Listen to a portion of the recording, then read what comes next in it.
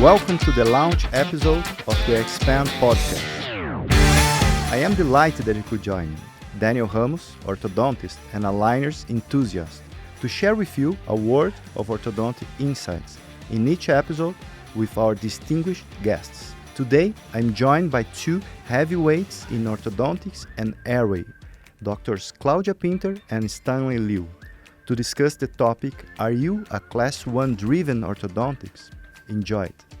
Welcome to Expand Podcast. Today's topic, our first episode, we are going to talk about a very interesting and maybe even polemic topic.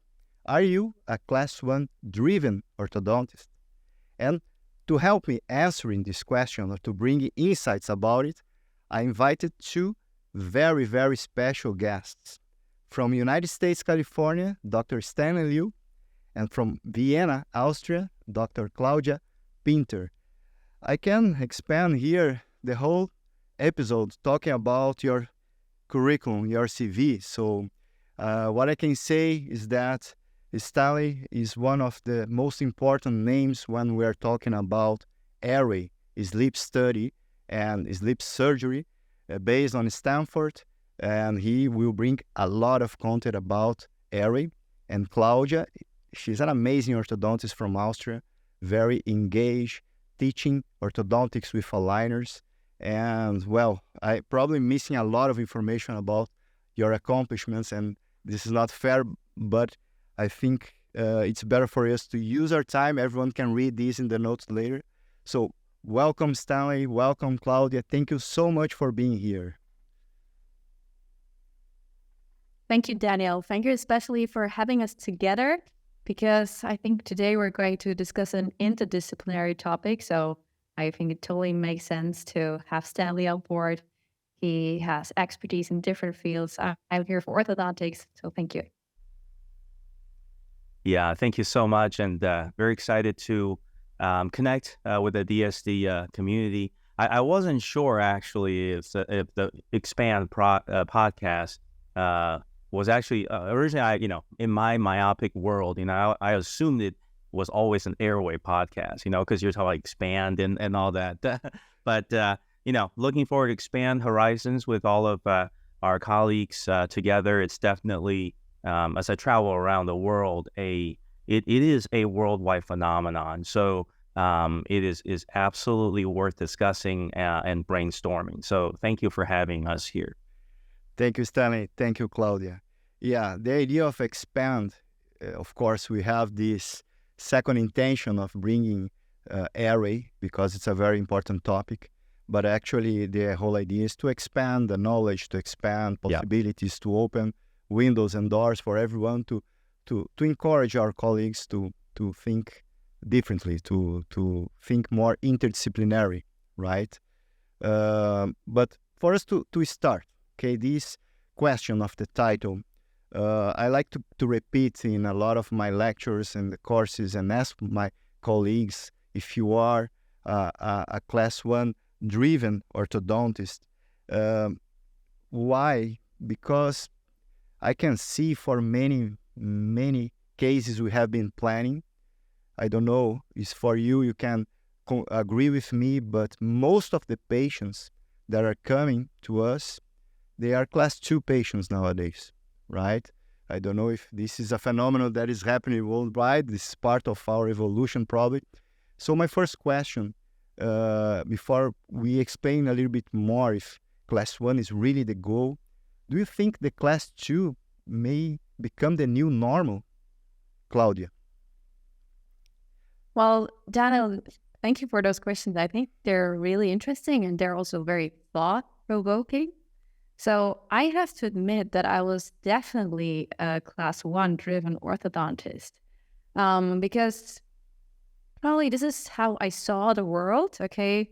It's right when it's Class 1, and there's a place for that. However, thanks to the work of Dr. Stanley Liu and Dr. Ariste, I broadened my horizon and I saw that there's more than just the teeth in the patient's mouth. They're actually here to serve a purpose. The mouth is the where the tongue is living. So we want to make it comfortable for the tongue. We want to facilitate breathing for a patient. And there's so many things that we can improve for our patient and their quality of life that we miss when we're just looking at achieving class 1. However, there is a place for class 1 because indeed this is how the teeth fit together perfectly. And my problem, I would like to hear your opinion on that, Daniel, as well. How you finish with a class 2, because if the mandible is back, it's relatively too small. So to make the upper jaw fit, you need to make it small as well. So I think also Stanley has something to say about small jaws. Yeah. No, as the non-orthodontist, right? For me, it has always been so. Yeah, we definitely let's say using class 1 occlusion as a guide, or let's say class 2 occlusion really becomes a new normal. Functionally, first of all, for the person, right? Functionally, does it affect anything, right? Yeah. So if the basic functions of speech, mastication, everything else is going to be okay. A lot of it is patient and doctor sort of shared decision on what to do. But whatever it is, for me as a surgeon, the idea is, well, we could put someone in a class 1, since Daniel video on this one. So, you could put someone, class 1 and put the jaws way out there. You could put it way back there. You could put it sideways. Or the other more common example that I see is a perfect class 1 occlusion with a very steep mandibular plane angle.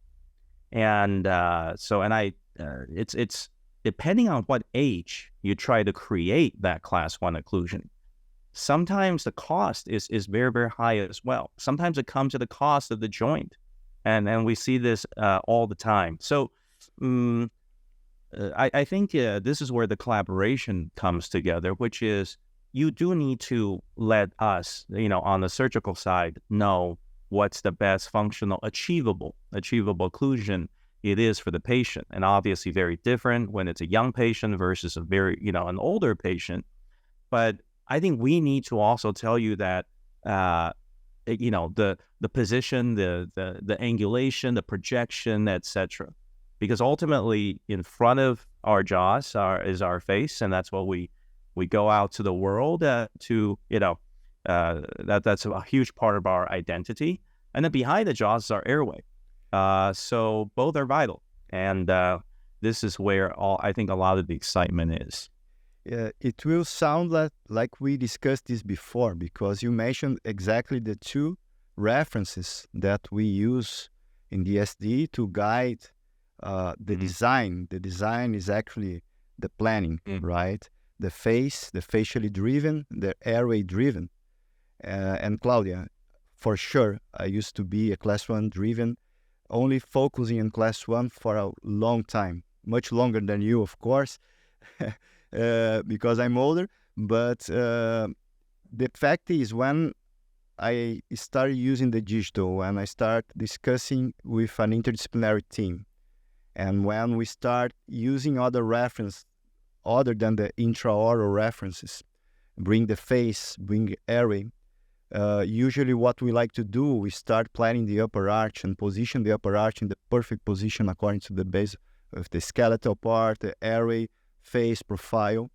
And then we can compare where the lower is more retrognatic, is more advanced, and it's much easier for us to plan the case, right? I don't want everyone who is listening to us to think that I don't like class 1. It's still my goal, right? But the fact is, for these patients, that when we finish position the upper arch in the ideal position, we have a class 2 to change the upper, to compensate this class 2 by changing what is good to compensate what is not good. This is what I would like everyone to think, if this is the ideal way, the ideal path, right? This is my thought about this topic in terms of class 2. I think, and I love that point, as you mentioned, that makes perfect sense, right? In which you have to decide, if you have one jaw in the right place, and what are you going to do with the other one? We see this frequently as an example in sort of a counter in a reverse direction. Let's say some patients who do very well with oral appliance therapy for sleep apnea. So oral appliance therapy, they're sleeping with their lower jaws protruded. The thing is, some of them maybe like it so much that that lower jaw permanently now is protruded, and now they have quote unquote a class 3 malocclusion. And oftentimes I kind of think, well, okay, so to fix that, sure, we can push it back in a variety of ways, or let's get the maxilla forward to match. Maybe that's where the lower jaw wants to live, and a lot of times that's what I, share with the patient. So definitely, I guess one important decision here, or one important guide for all of us, is to decide at least if one of the jaws is in a decent place and see how we could address the other one. Of course, the onus is on deciding which one's actually in the right place, right? Yeah, and how amazing is the digital, right? That can allow us to make all these mistakes in the computer, right? And then to simulate options. And my next question that I'm bringing here is if class 1 should always be our goal. And I would like to hear Claudia, of course, but having the digital in our hands, it's easier for us to understand what needs to be done to achieve this class 1, right? Because we always have a way to achieve a class 1. Sometimes it's not what the patient wants or can do, right? And then we can work with the limitations. But Claudia, considering that for us orthodontists, those who are listening to us, knowing that we are orthodontists, they already know that class 1 is our goal, right? I know that you work with several techniques, adjunct therapies. Can you share with us more about what you are doing, right, for these complex cases, to overcome these limitations, to get to the dreamed and wanted class 1 that is functionally a great position for us to finish?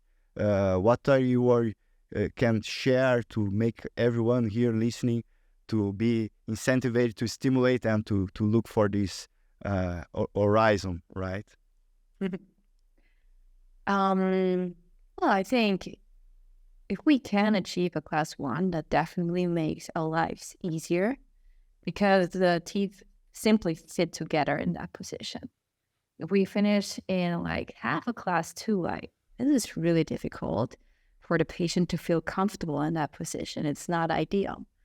Finishing in full class 2 is for sure also not ideal. But at the end of the day, there's a person attached to the teeth. So we need to consider their limitations as well. Some are just not open for surgery.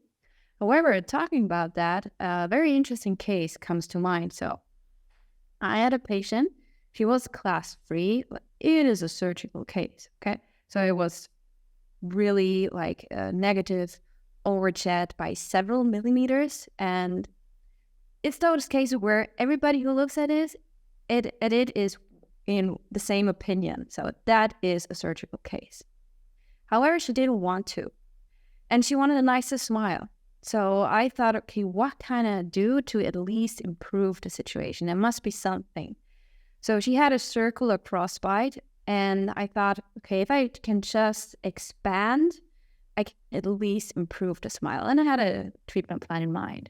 However, interestingly, what I got is, well, first of all, we did a bone-borne expander on 4 mini implants. No surgery involved because she was rather young, 21 years old at the time of treatment. And we expanded the maxilla, and it also came forward and downward. This is often also described in literature of skeletal maxillary expansion. And it's so interesting because she was in a full class 3 and she's now in class 1.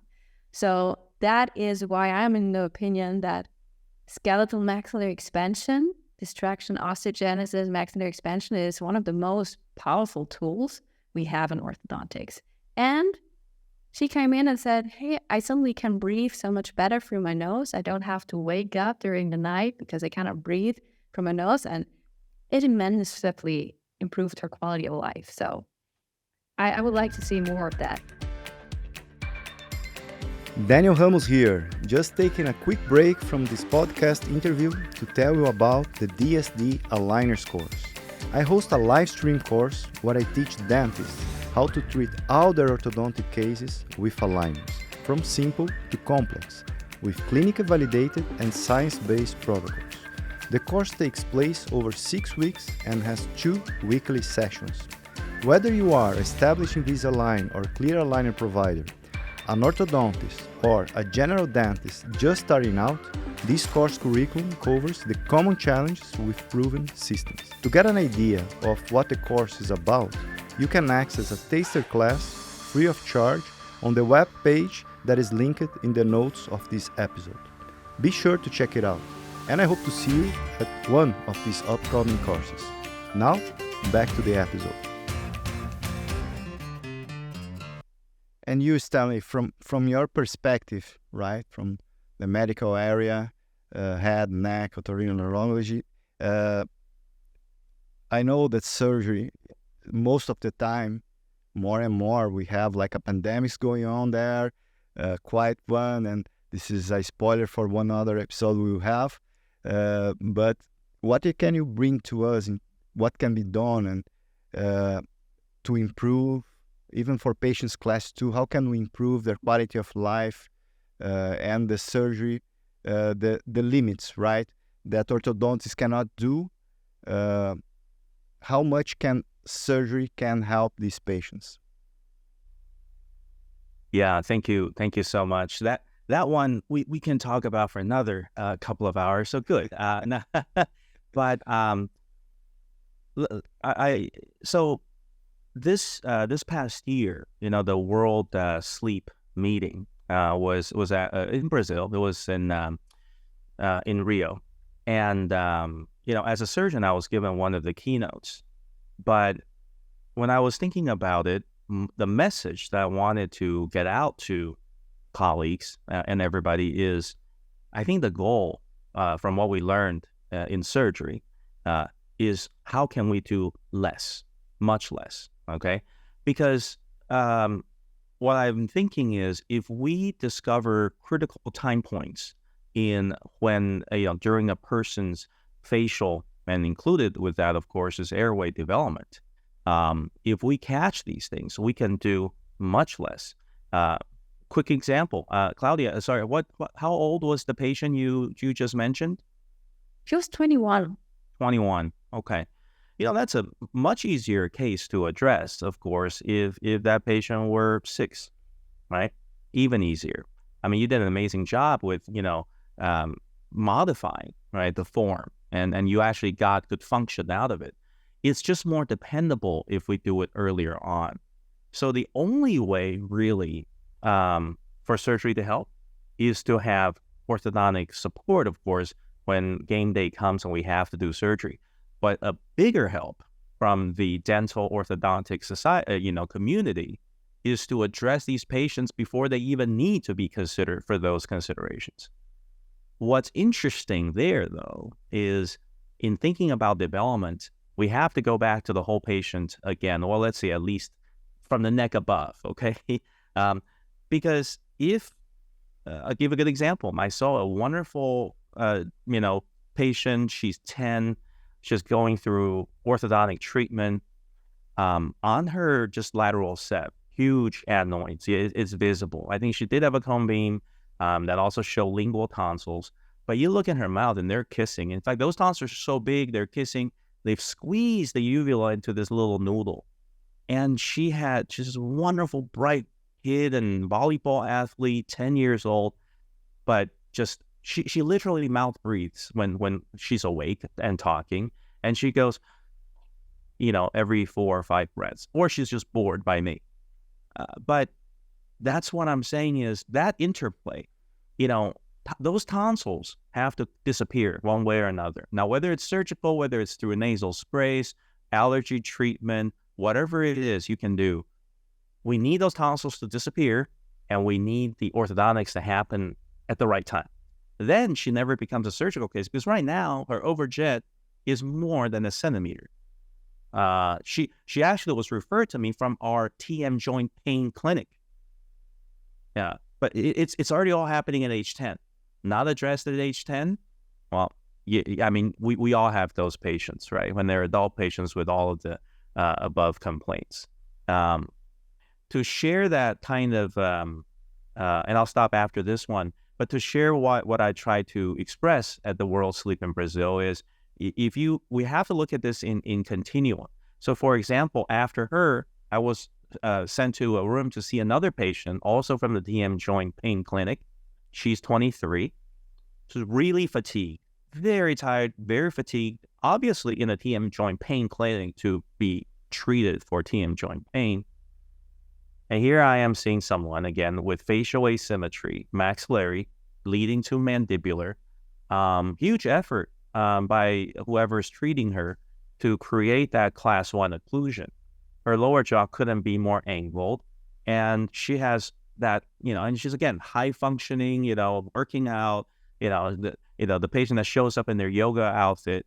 But you know where it's going. So anyway, at every step of the way, if we can manage the bite, breathing, and beauty aspects for all of our patients, we can do less surgery. Because in the end, all that surgery does is to recapitulate the milestones that are missed during growth and development. Any surgery actually outside of that, I consider less optimal, because you're creating surgery. It's sort of like, just creating surgery to fix a form, but it's not really directed functional. And then again, if folks are ever interested about a lot of confusion over various types of surgery, most of the times what happens is surgeons like to put their name with the procedure, and so they do that, and it confuses people. But I would just say that whatever it is we do, think if it's a functional surgery, first of all, and if it restores form in a way that a person develops anyway. Thanks. Stanley, it's a great message, right? And I'm very happy hearing this from you, because usually surgeons, they like surgery, right?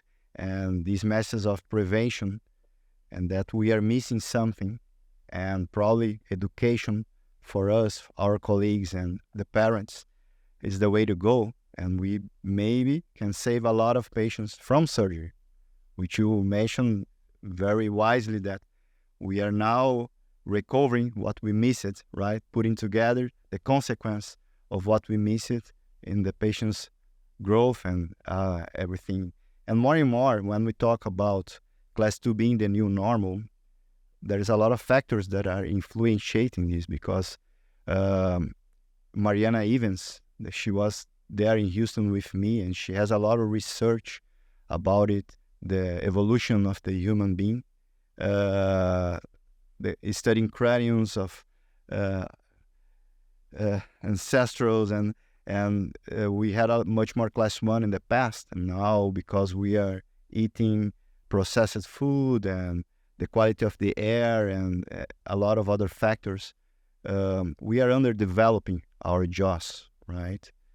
And I think, at least for me, and I would love to hear also your opinion on that, the message that I would like everyone today hearing us in this podcast to go home thinking, at least thinking of it, is for these cases. And I'm going to create an imaginary case here, this patient, this class 2 patient, that the profile, the angle between the upper lip and nose is good, the position of the maxilla is good, but this patient has a retrognatic mandible. If we go to a congress and we leave in a desk the documentation of this patient, and we are going to ask 50 orthodontists to plan, I'm not saying that most of them, but a lot of them will plan with distalizations, maybe extraction of premolars, depending on the age, trying to do some protraction of the lower jaw. But we're going to see a lot of distalization of the upper arch, right? I like to read about this, and I know you both are a very scientific based, and I'm reading a lot of papers saying that, okay, distalizing extract premolar is not going to affect posterior airway, okay, that much. So it's not that big issue that everyone is saying. But my opinion, when we do this and we reduce space for the tongue and we block the mandible back in the long term, we need to raise a red flag for issues, right? In terms of science, in terms of what you are seeing, imagine this case that I just described. Do you think it is what the papers are saying, that's not, that if the patient at this moment doesn't have any airway issue, to retract the upper is not a problem, okay?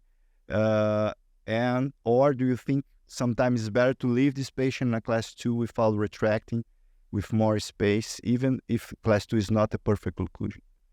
I don't know if I was too long in my question here, but Claudia, ladies first. Thank you, Daniel. I also read the literature because I really wanted to know. I wanted to educate myself and also hear different opinions. And I sometimes get critiqued when I distalize.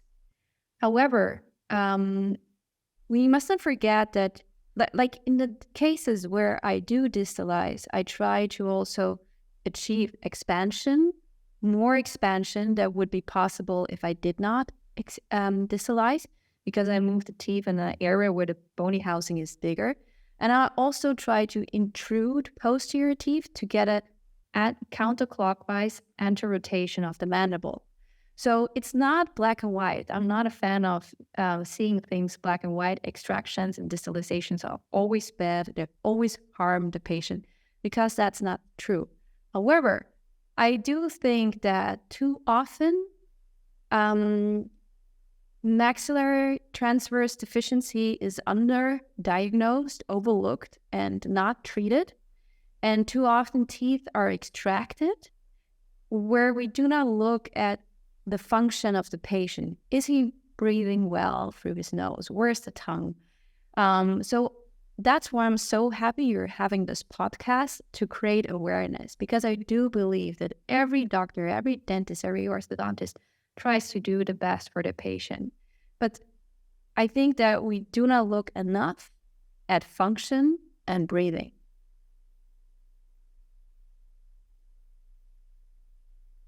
Yeah. So when papers talk about what, something that happens, and then they say, oh, it doesn't do anything bad to the airway, the question really is, according to who? So I push the jaws back and I remeasure the airway with my CT scan. Well, first of all, size of the airway, I mean, in the extremes, of course, correlate with symptoms. But generally speaking, there is no correlation as of now, between volume, size, morphology of the upper airway as to, patient symptoms. Okay, and that's, of course, because what is the upper airway? It's a bunch of muscles, of which using a cone beam CT to study is not ideal. It's what we can use as a proxy, but it's not really the goal. But going back to the papers, I review a lot of them, and sure, they say, push the lower jaw back, and no difference to the airway. Is that patient happy? I don't know. There was no symptoms check of the patient before, after treatment, and with follow-up. Now, that being said, of course, let's come back to the real world. I guess that's my real issue with papers. And I don't blame the people who write the papers. I've written a few. The problem with papers is you can only share one point at a time. That's how papers work. You have one hypothesis and one conclusion, and that's all you write, because you don't write more than that. But the problem is, okay, that's not real world. Okay, so let's bring it back to the real world and having this patient, as you mentioned. The best of scenarios is we offer both types of options to the patient, because obviously in that situation, if you have an adult patient, the lower jaw is going to be surgical. Lower surgical advancement of the jaws comes with many issues. Whereas a well thought out orthodontic plan likely doesn't have as many side effects. But, offer both options for the patient, and also assess the symptoms One thing that's often missed is there's our goals, the doctor's goals of, class 1 occlusion, the perfect facial airway position. Again, that's according to us. The patient has to tell us, what works best for them. So starting from the nose, there has to be a questionnaire that asks about breathing. Coming down to the maxilla, then, we'll ask them about the smile. That smile arc is predicated on what you do with the upper jaw. And, coming down to the lower jaw with the occlusion, and then TM joint pain and overall quality of life. And then finally, the financial aspect. I mean, all of these actually have to be in play before we even go out there and start designing what, we want to do. So I would say that be a very, the way you want to consume literature is to read and then sort of see if you can guess, like, okay, well, what's sort of a relevant point to take from here? But just know that a lot of those papers are not real life. We all deal with real life here. But then if we're dealing with real life here, we have to capture a better picture of the patient before and after to then come back and say, oh, this treatment we do is not bad or is good. It's like, according to who, right? It has to be according to the patient. There's just not. And too few papers are written like that. Yeah, no, I completely agree. And this is kind of related, right? Of how probably those who are listening here, they feel about when we start talking about airway, right? Normally they receive a lot of information. They think it's too complex. It's hard to filter, like the papers, right? You need to filter, understand, collect one information, put together with others. And for us to avoid this feeling that airway, like TMJ occlusion, is a super complex field, so they are going to finish the podcast, say, this is not for me.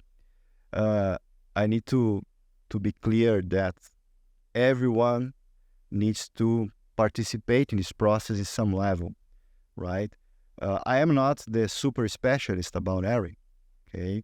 But I need to identify, to diagnose some signs, symptoms they are going to raise a red flag for me to look for, to investigate more, to refer for you, Stanley, or you, Claudia, right? And this way, I won't miss, as you mentioned, these milestones that during the whole process in the patient development can generate issues in the future, right? So, Claudia, you are participating in a lot of Congress, right? The same way as you, Stanley. Do you think we are talking enough about airway? Do you think the orthodontists are aware about this, the minimum of knowledge that we need to have in order to at least identify there is something going on there and look for help? I think it's a very delicate topic because, and there's also, a lot of fights, lots of discussion going on. Because if we really, I want to share from my perspective, okay? Now I look at my cases, and today I would treat so many patients differently. Like I was so fixed on occlusion. I did not look at function. And I'm really sad. Like this one patient comes to my mind. He had, this very high arched palate, huge overched, all the signs that you would get in a patient with sleep-related breathing disorders. He had bruxism. He had atypical caries on his roots, pelvis and mouth breathing. And I just saw the class 2. I distalized, and I was happy with the result. And then he came for recall, and then I actually asked him, do you breathe through your mouth or through your nose? Oh yeah, I was diagnosed with sleep apnea. I breathe through my mouth. I cannot tolerate CPAP, all the things. And I thought, my gosh, if I just could have presented him with the treatment option, hey, there's something we can do that might improve your adherence to the CPAP or maybe improve the obstructive sleep apnea, as Stanley showed in his papers. And I think this is probably why there is this huge debate, because we would have to go back at our treatments and reassess them. However, what I do like is that I see more and more orthodontists talking about airway. And for me, it is crucial that we don't take extreme positions like, oh, distalization is bad and you need to expand in every case. No, it's like Stanley says, it's about function. It's about how does the patient feel? It's not about class one, or there's the patient attached to the teeth. And this is what we shall aim for. And also, coming back to your previous question, we want to set our patient up for good aging. So we all know that our body, the physiology changes with age. So we want to make sure we set them up for good aging and we do everything we can in the treatment.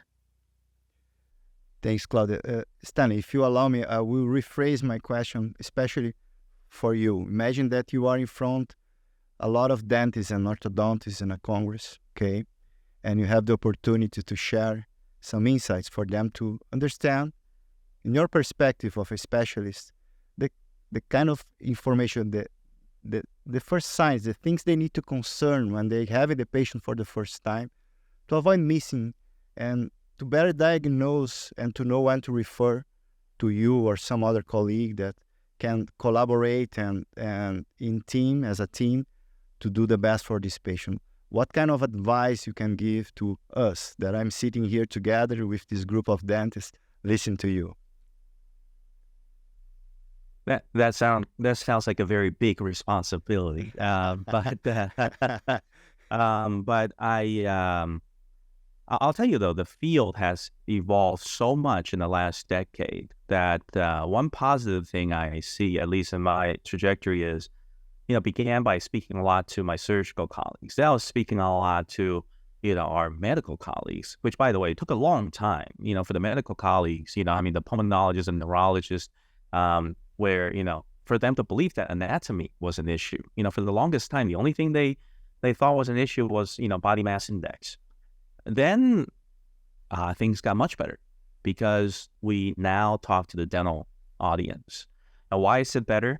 Because, look at your, podcast here, right? There is much more already of an idea of working together to figure something out. I always say, every city probably needs like a little team, a little pod, okay, where, the different, pediatric dentists, do you have your perio guys? Do you have your, cosmetic guys? Do you have your orthodontist? And then you all kind of, do a little go-to site.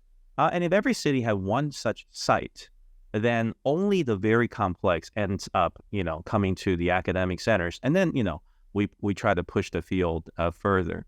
So the first and foremost is airway is not a new area in dentistry.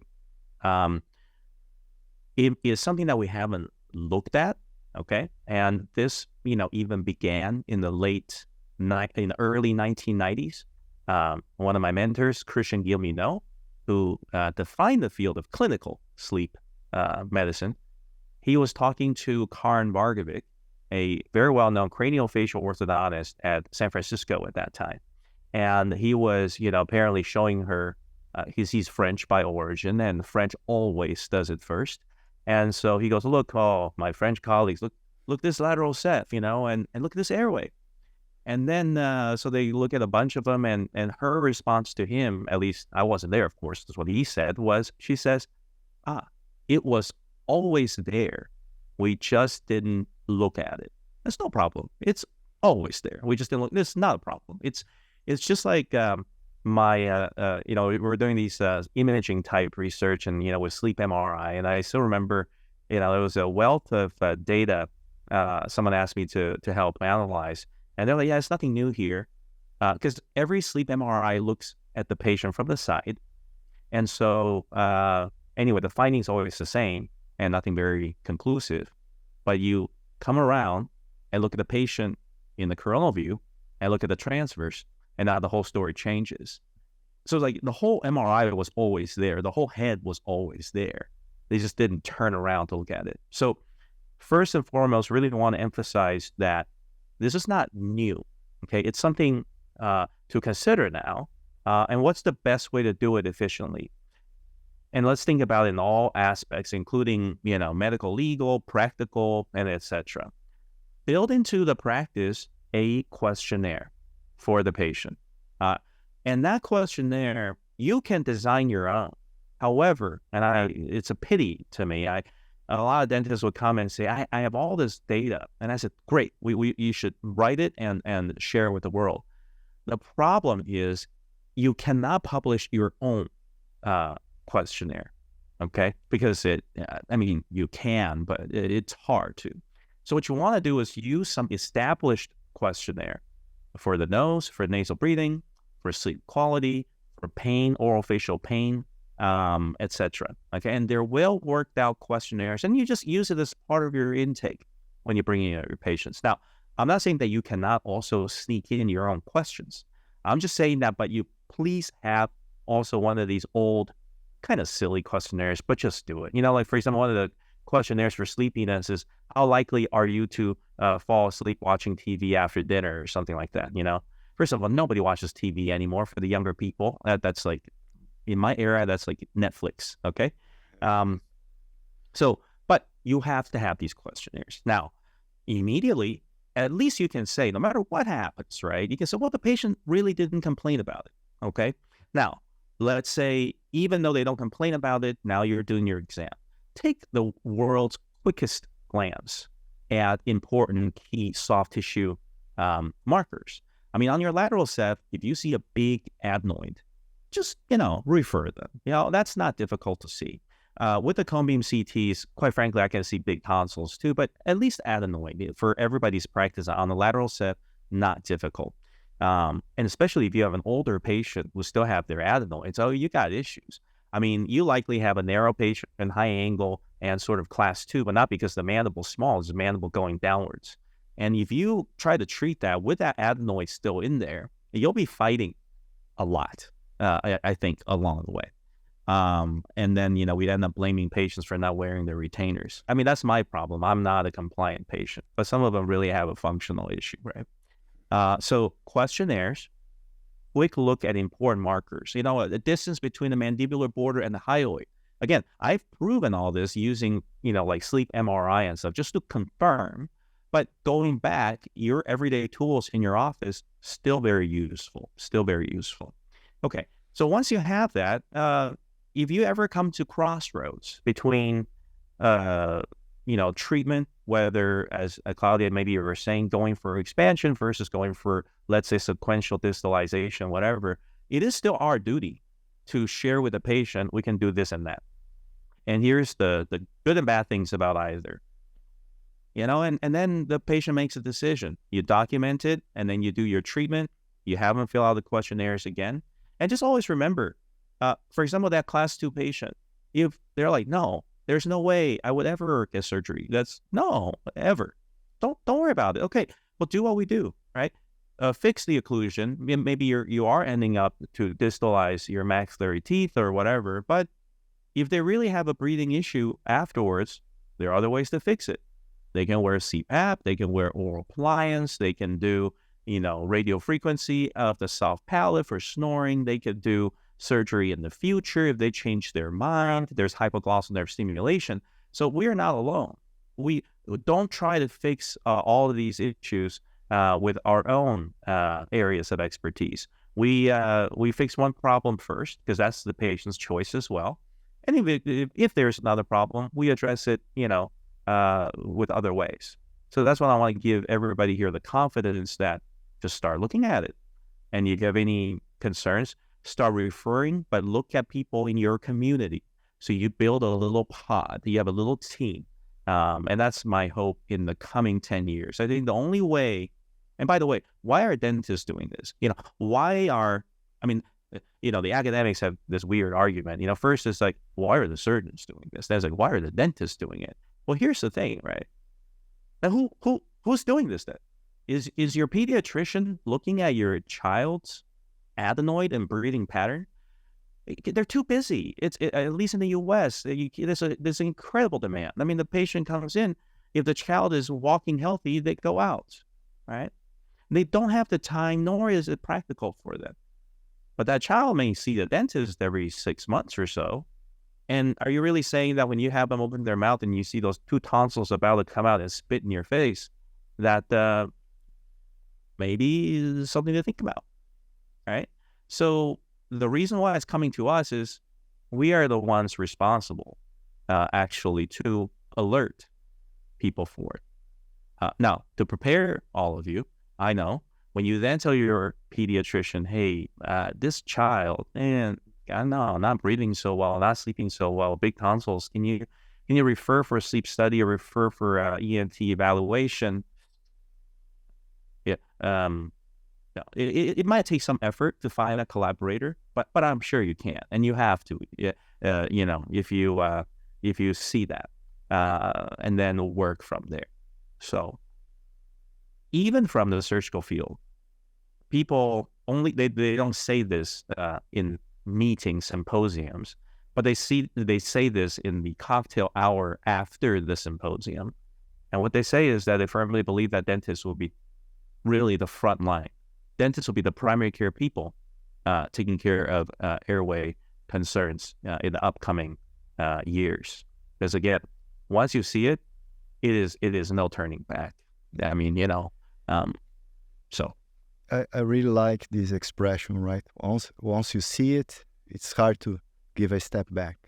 I agree with you. I believe as dentists, we are the gatekeepers. And normally we have this responsibility, at least to be aware and to inform the patient. I'm not expecting that everyone should be a super specialist, but we need to make the right questions, a good anamnesis, and then identify some issues, start ortho right away without investigating more for patients like this, right? I'm seeing when I'm going to train some doctors with aligners and the new softwares, they are amazing because we can integrate the CBCT, and then we realize that we have a very narrow maxilla with a huge crowning, and the CBCT is showing that we don't have space to solve without extraction. So the old orthodontics immediately think on extracting premolars to fit all teeth in the bone envelope. But why not expand? Why not investigate if it is okay for this patient to extract, if this patient has other symptoms? So the decision of the orthodontic treatment should pass through these filters, right? We should work in team. And this is another point you mentioned, Stanley, very well, the team building, right? This is not an individual sport. This is a collective sport.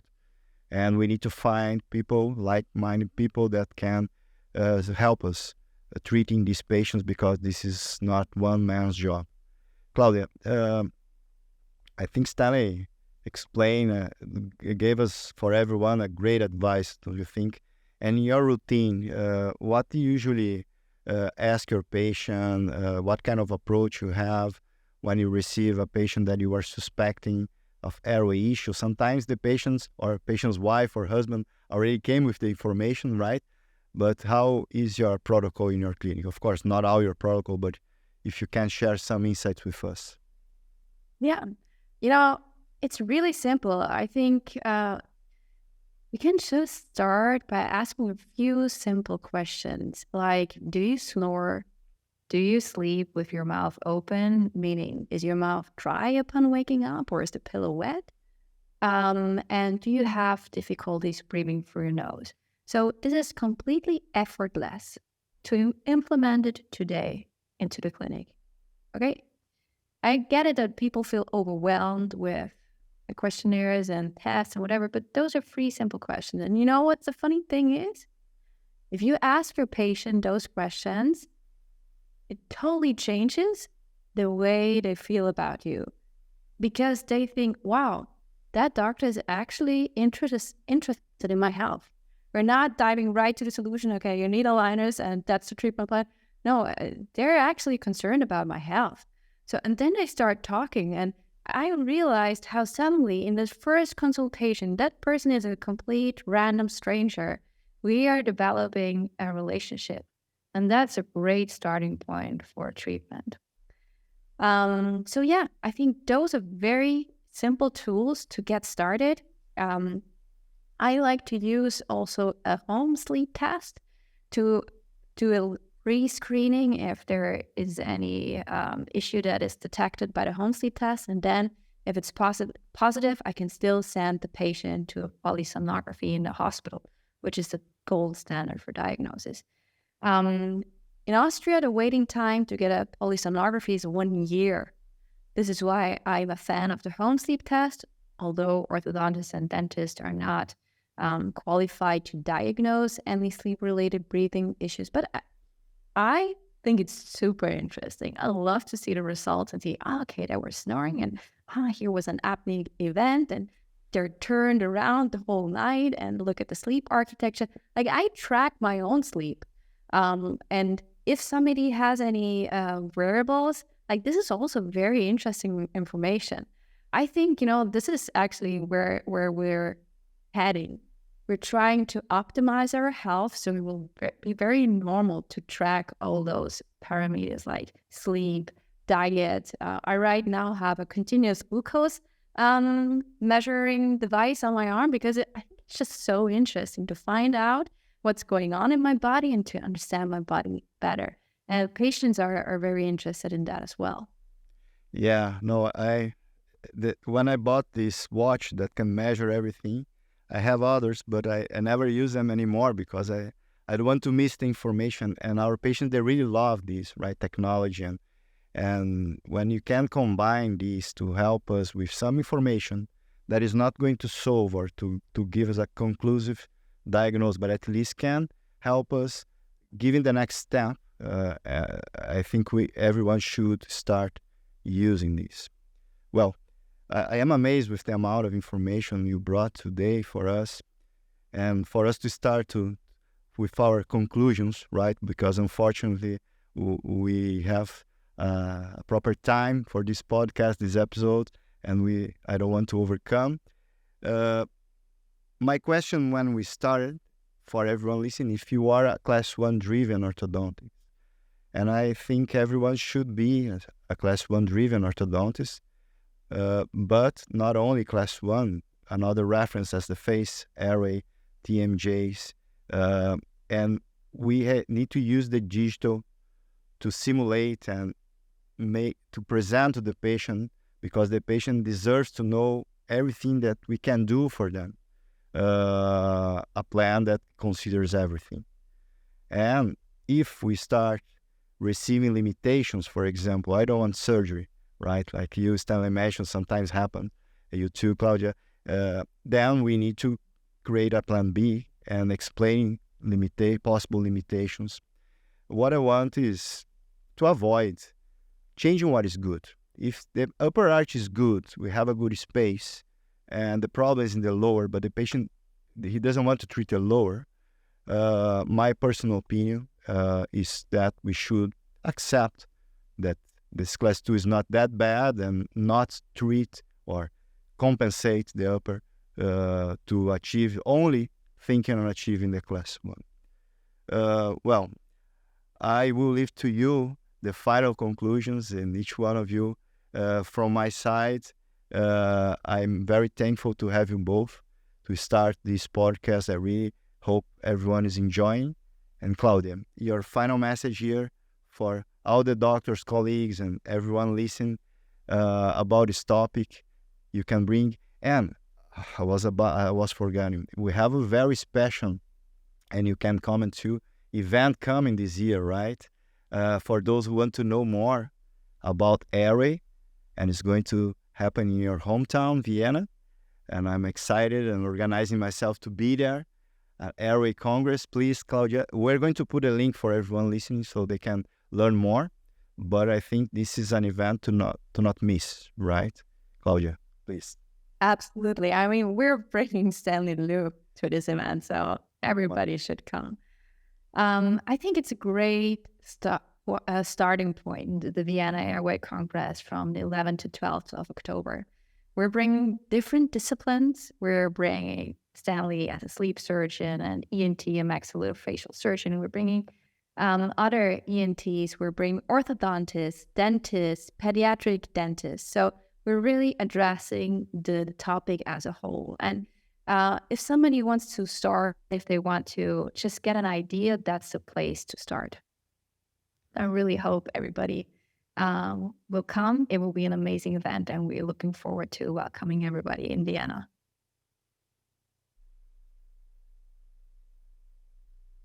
Yeah, no, thank you for the invitation today, and also for the Vienna Congress. Just want to quickly echo your conclusion earlier, about the class 1 as a goal, but now just, the new class 1, right? Where that's a class 1 with a decent airway and a decent joint position, to the best of what the patient can tell us. And we all have limitations. It's our goal to just help them get closer to it. But it shouldn't be a stressful, it can be, but it shouldn't try not to make it a very stressful new responsibility. For me, I think one thing I always say, and I will again in Vienna, restoring airway health in sleep is the gateway to wellness. And that one almost for me applies to, if there's a question I can't answer, that's the one I throw out, okay? In the end, it's about wellness. And yes, wellness comes with so many things, not just sleep. It's got, our diet, our cognitive, so much, right? But this is a great starting point. Our bar's low. If we tell patients, well, my job is to help you breathe better when you're sleeping. Wow. We have a long ways to go. But this is a good start. It's a great start. And so I just couldn't be more excited to share these messages with the dental community. I'm hoping at some point the medical community opens up more as well, so it's easier to have this kind of two-way dialogue. So thank you so much for bringing all of us together. And I'm a new follower now to your podcast series. It's very nice. It's very nice. Thank you so much. Thank you, everyone listening. We had today Claudia Pinter from Vienna, Austria, Stanley Liu from California, United States, Stanford, right? Amazing colleagues, very focused on airway and promoting wellness to our patients. And this is the Expand podcast starting, first episode. Hopefully you can follow us for the next one. A lot of cool contents. Thank you so much, Claudia. Thank you so much, Stanley. Really hope to cross with you soon so we can keep the discussion. Okay? Bye-bye. Thank you, Daniel. Thank you, Daniel. Thank you all. Thank you for listening to our launch episode of Expand. If you found this topic as interesting as I did, be sure to like and share it with your professional network. In the next episode, I talk to renowned oral surgeon Dr. David Alfie. Subscribe to Expand. Do not miss it.